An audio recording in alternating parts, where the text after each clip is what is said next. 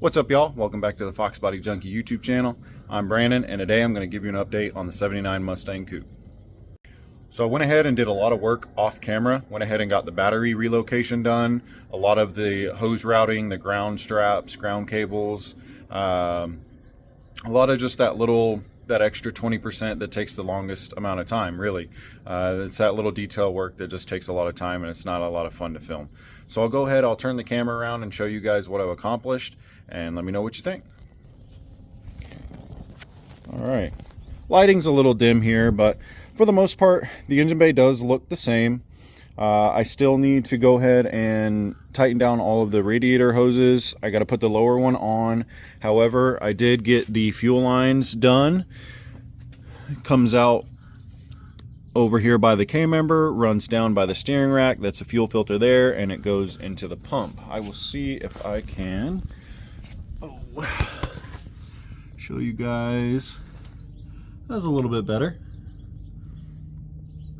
So I did go ahead and order. Some of you may have seen that hard line that comes up. It stops about right there.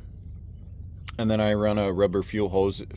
This is 3/8 up into the carburetor. All the other lines are 5/16. The only reason I did 3/8 on this deal is this fitting right here was 3/8, so figured might as well. Let's see, what else do we do? Got all this stuff tightened down. What else? Oh, went ahead and got the vacuum line ran for the brake booster. Got the speedometer cable put in finally. It's routed down there and back around the brake booster right here. I finally got the throttle cable on since the last time you guys seen it. Haven't had that on there. Let's see. Lots of little stuff. Like I said, it's all the little stuff that takes the most amount of time. I feel like we still have a lot of little stuff left to do, but I'm trying to get it to the point where I can fire this thing off, and we're really close. So I went ahead and I also got the PCV valve hooked up. So what do I need to do now in order to get it hooked up? Well, I need to pull the distributor back out of it and put oil down it. I usually like to fill the oil up through the distributor hole if I haven't fired up the engine or anything yet. This makes it a little bit easier. So we'll go ahead and do that. And then once the oil is in it, I'm going to prime the oil pump, make sure everything's kind of primed up. That way I don't have to worry about anything being dry on first start. Although this motor was ran in a car before, it has been sitting for a while. So we're going to go ahead and do that. I'll stab the distributor back in. I got to go ahead and tighten the radiator hoses down and put some water in the radiator. How I do that, I'll touch on it a little bit really quick, is I always pull my water temp sensor out, and then I'll fill up the radiator until the water starts to come out of the intake, come out of that hole. And then I just go ahead and put the radiator cap on. 9 times out of 10, you really won't have to bleed it much if you do that. Just let it run, get a heat cycle in it, and then come back the next day, check the fluid level, and you're usually pretty good. It does a pretty good job getting all the air bubbles out of the system if you do it that way. Let's see, what else have I done here? Went ahead and got the ground strap hooked to the back of the cylinder head. I made a ground that comes off the side of the block. This one right here that runs to the frame rail. And if you guys are doing a high torque mini starter on an early model car, what you're going to want to do, this is your trigger wire for your starter. So that runs to the top here, and then you got your 2 main battery cables. This is your main battery power off of the starter, and then this big fat one, this is a 2-watt gauge, is the power cable that runs back to the battery. We did do a battery relocation on that, and I'm going to show you guys that now. So starting off with that, this is our, like I said, main power cable that runs to the back. It runs down there. I've got it zip tied to the frame rail. I'm not really worried about it being too close to the header. It's got quite a bit of room down there, so I'm not too worried about that. If anything, I can always put some heat wrap on it if it gets too bad, but I did zip tie it to the brake line that's down there, and then it runs up past behind the AC stuff. And then that hole in the firewall was actually already there. That's the original hole that the original brake line passes through and runs through the car. And I just routed it the same way it routes through the car. Let's see, I'll try and show you guys that real quick.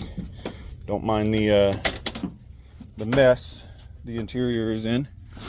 Project status. So it runs through the firewall, back down around here on, and then it tucks back up behind this panel and runs into the trunk here. Old car stuff. So it runs up over the wheel tub here, and then I've got it running to a 200 amp fuse breaker, and then it comes up over here. I've got my power on this side and my ground on this side.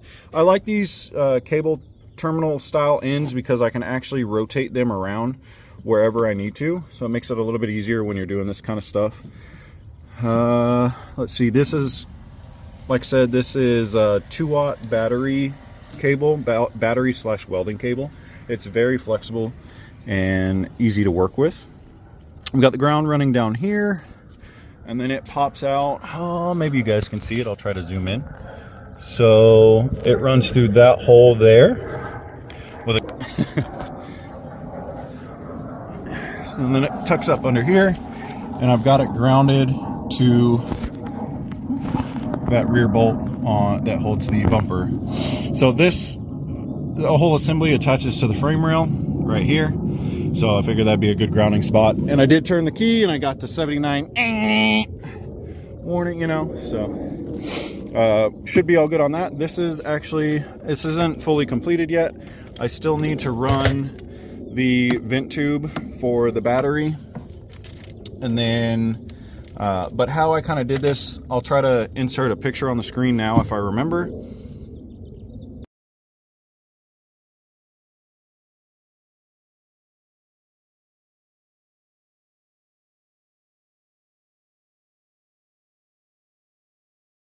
So how I did that was went ahead, just welded that stuff in place, and so these rods just thread down in there, and then I've got a nut that will cinch down and tighten this battery box down. But even as it is, I can basically move the whole car just by pulling up on it. So really in there pretty good. This is a Moroso battery box. There's the lid, so looks okay. I'm not the biggest fan of battery boxes, however, I think it cleans up the engine bay tremendously, so I am happy about that. Oh, I know that was a lot of a long-winded update. I apologize about that. Thank you if you're still watching. So what we're going to do right now is all those things that I listed. I'm really going to try to get this thing fired off today. We'll see if it happens. Still got a lot of little stuff left to do, but let's get cracking. All right, so I went ahead, got the radiator hose to put on, got the lower one cleaned up and put on, got that off of the 86 GT that we just picked up, so pretty good score on that. Finding these old blue hoses is getting hard to do. So I haven't put water in it yet because I'm getting real antsy and I just want to see if it'll start. I did go ahead and pull the distributor out, put oil in it, went ahead and primed the oil pump, and it seems like we're all good on that front. Got everything plugged back in for the distributor and all the vacuum hoses and stuff. So I think right now all that's left to do, I'm going to go ahead, I'm going to put a battery in the battery box down there, and then I'm going to put a little bit of fuel in the carburetor just to give it some help. It's going to take a little bit of time to get that fuel routed up.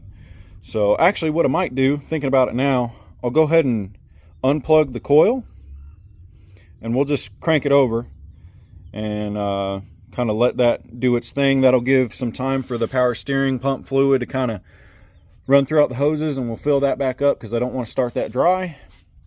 I do have fluid in there now, but as soon as you start cranking it, it's going to suck it all down. So yeah, let's go ahead and do that. I'll unplug the distributor or the coil wire, and we'll go ahead and just crank it over, and that way we can give that mechanical fuel pump some time to pump that fuel out from the tank and get it up into the fuel bowls there. So let's go ahead and do that, and yeah, we'll set you guys up in the camera and let you tag along. All right, coil wire's unplugged, battery's plugged in. We'll see if the neutral safety stuff switch works. That's one thing I haven't tested, so let's do that.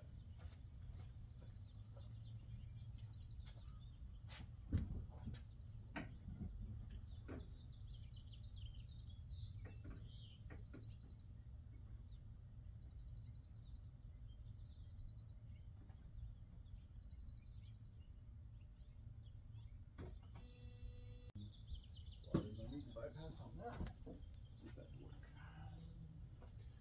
that. Alright, neutral safety switch does not work. Gotta figure out what I need to bypass. Okay, as you guys saw, we had a no crank situation here. So there's two red wires that go into your transmission plug harness. This would be underneath your carpet all around the center console area right there. So you could climb under the car and find this connector, two red wires, jump those, and let's see if we got crank.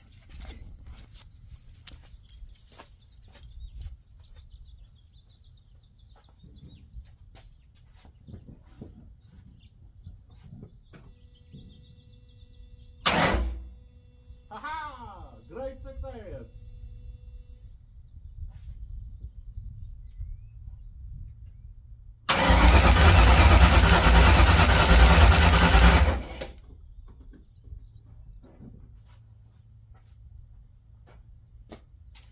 Seems to be cranking over pretty good. Let's go ahead and check the power steering.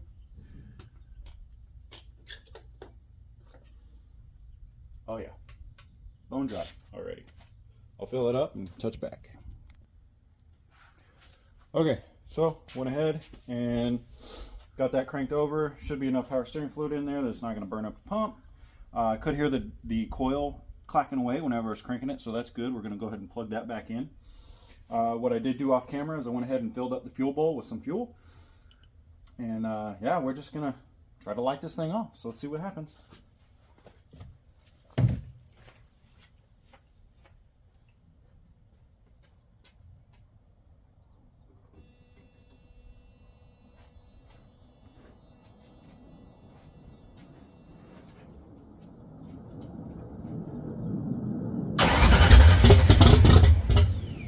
Oh, fire in the pipes.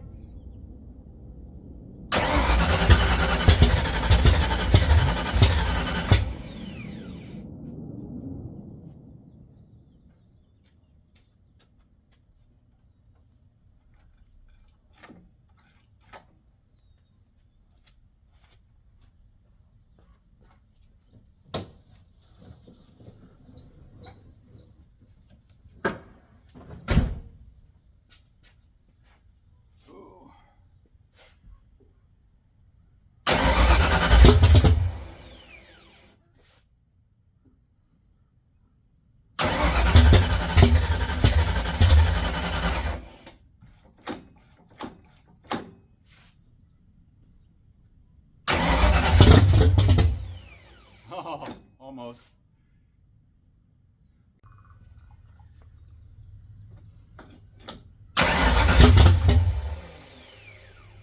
God, it's open.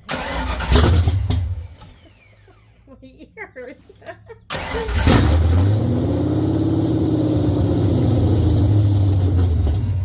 Jesus Christ. There you go.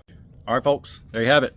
It did start. It did kind of run for, I don't know, 4 or 5 seconds, whatever you want to call it.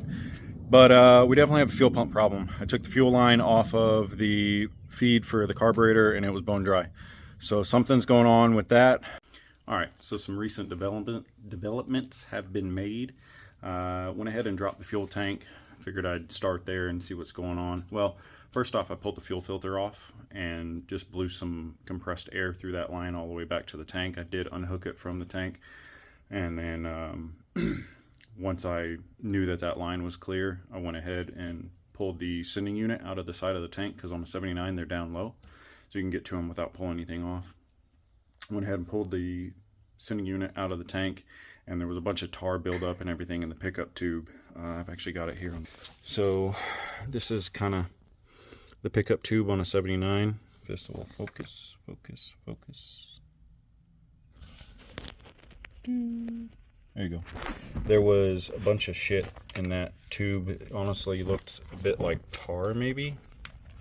And then there was kind of a bunch of goop sitting up here. So I don't know if maybe the fuel line was starting to deteriorate and it was basically just feeding back into the tank, because the only place inside the tank with that tar looking shit is right there where the pickup ends. So I don't know.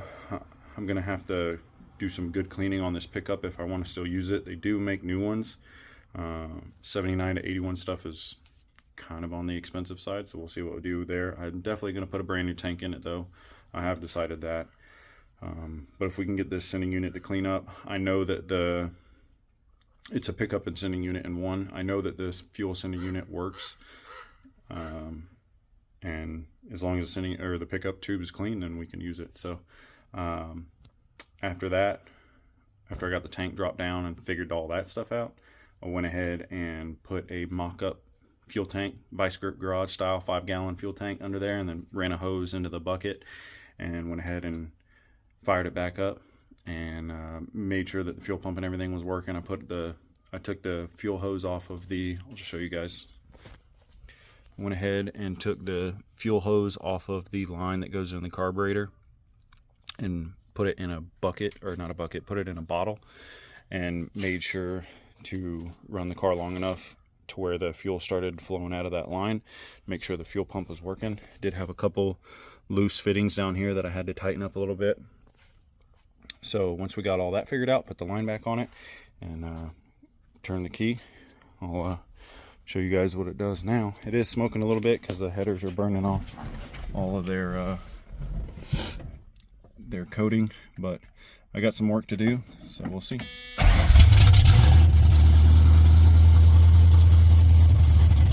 I know it says I'm going 20 sitting here. That doesn't work.